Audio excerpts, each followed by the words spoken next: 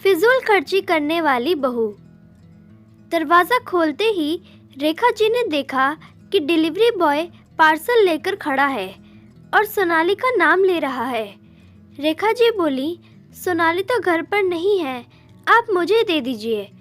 उसने पार्सल दे दिया जो रेखा जी ने सोफे पर रख दिया। थोड़ी देर बाद सोनाली बड़े बड़े बैग्स लिए घर में दाखिल हुई और बोली, मम्मी जी, मेरा कोई पार्सल आया क्या? रेखा जी बोली, हाँ, यही सोफे पर रखा है। सोनाली खुश होकर पार्सल खोलने लगी और बोली, अरे वाह, ये ड्रेस तो ठीक वैसा ही आया है जैसा ऑनलाइन दिखाई दे रहा था। और अपने कमरे में जाकर ड्रेस पहनकर बाहर आई और बोली, मम्मी जी देखिए, यह ड्रेस कैसा लगा आपको? अच्छा ना हो तो बता दीजिए, चेंज करवा दूंगी। रिटर्न पॉलिसी देखकर ही लिया है। रेखा जी बोली, बहू ड्रेस में तो कोई खराबी नहीं। सोनाली बोली, मम्मी जी, आज मैंने सबके लिए भी खूब शॉपिंग की है, रुको दिखाती हूँ।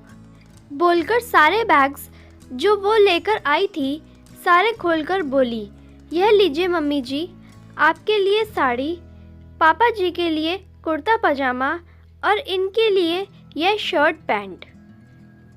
साड़ी पसंद है ना आपको? रेखा जी बोली, बहू अभी मुझे साड़ी नहीं चाहिए थी, तुम क्यों हर महीने मेरे लिए भी कुछ ना कुछ ले आती हो? तुम पूछती भी नहीं कि मुझे ज़रूरत है या नहीं। मम्मी जी, इसमें पूछने की क्या बात है? मैं अकेले मेरे लिए शॉपिंग नहीं करती, बदले में सभी के लिए कुछ ना कुछ लाती हूँ, ताकि कल के दिन घर में कोई यह ना कहे कि सिर्फ अपने लिए खरीदती रहती है। रेखा जी बोली, बिना काम के शॉपिंग का क्या मतलब है? बहू, शॉपिंग उतनी ही करो जितनी की ज़रूरत हो। तुम तो आए दिन कुछ ना कुछ ऑनलाइन मंगवाती रहती हो और बाज़ार से भी जाकर कुछ ना कुछ लाती रहती हो।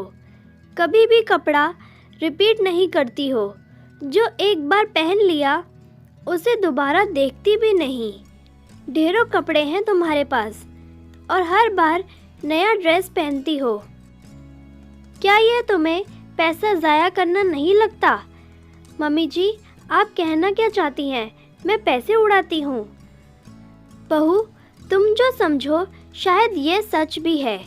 मैंने बहुत बार आनंद के मुंह से भी सुना है कि सोनाली बिल्कुल भी सोच समझकर पैसा खर्च नहीं करती, बस उसके हाथ में पैसे आ जाएं, फिर जहाँ चाहे अपनी मर्जी से उड़ा आती है। यह फिजूल खर्ची बंद करो और पैसों का सही इस्तेमाल करना सीखो। मम्मी जी, यह जो आपको फिजूल खर्ची लग रही है, यह मेरे शौक़ हैं, मैं इन्हें नहीं छोड़ सकती। मैं मेरे मायके में भी यह सब किया करती थी। शुक्र है वहाँ मुझे कोई टोकता नहीं था। आप और आपका बेटा आनंद दोनों एक जैसे हो, जिन्हें फैशन का कोई सेंस ही नहीं है। आप बाहर जाकर देखो, जो मेरे फैशन सेंस को कॉपी करते हैं और मेरी तारीफ़ करते हुए कहते हैं, सोनाली के जैसा फैशन सेंस किसी का नहीं। बहू, ये फैशन सेंस वेंस क्या होता है मुझे नहीं जानना। मैं तो बस इसे फिजूल खर्चे का नाम ही दूंगी। सोनाली बैग पटककर अपने कमरे में चली गई। उसने अपनी गलती स्वीकार ही नहीं की। कभी कभी रिश्ते में छोटी छोटी बातें बड़ा रूप ले लेती हैं। बस यहाँ भी कुछ ऐसा ही हुआ। सोनाली ने अपनी सास रेखा जी से बात करना छोड़ दिया था और सिर्फ नाम मात्र दोनों साथ में रहते थे। थोड़े दिनों बाद अचानक आनंद की फैक्ट्री में भारी नुकसान हो गया, जिसकी वजह से आनंद को पैसों की सख्त ज़रूरत आन पड़ी। उसने घर में आकर माँ और पत्नी के सामने सारी प्रॉब्लम बताई।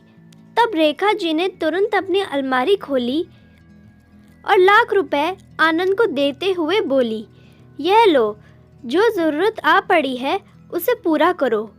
आनंद बोला, माँ, इतने पैसे आपके पास? रेखा जी बोली, हाँ बेटा, तू मुझे जो शॉपिंग के लिए पैसे दिया करता था उन्हें मैं बचाती थी।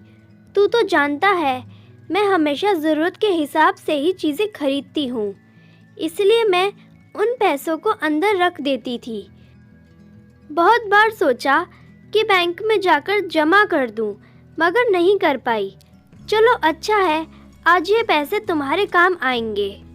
सोनाली खड़ी खड़ी देखती रह गई कि वह अपने पति के कुछ मदद नहीं कर पाई, क्योंकि उसने तो कभी पैसे बचाए ही नहीं थे। वह तो सिर्फ पैसे उड़ाती रहती थी। आज उसे यह एहसास हो रहा था कि ढेरों कपड़ों का क्या फ़ायदा या ढेरों ज्वेलरी का क्या फ़ायदा। इन सब से तो बेहतर होता कि उसने भी पैसे बचाए होते, तो आज वह भी आनंद की मदद कर पाती। सासू माँ सही तो कहती थी कि वह फिजूल खर्ची करती है, और आज उन्होंने यह साबित भी कर दिया। सोनाली को अपनी गलती का एहसास हो चुका था। अब से उसने भी पैसे बचाना शुरू कर दिया था। रेखा जी यह देखकर खुश थी कि बहू में परिवर्तन आ गया है। उम्मीद करती हूँ आपको ये कहानी पसंद आई होगी। इस कहानी पर आपकी क्या राय है कमेंट करके ज़रूर बताएं। कहानी पसंद आई हो तो प्लीज़ लाइक करें, शेयर करें, सब्सक्राइब करें। वीडियो देखने के लिए, कहानी सुनने के लिए आपका बहुत बहुत धन्यवाद।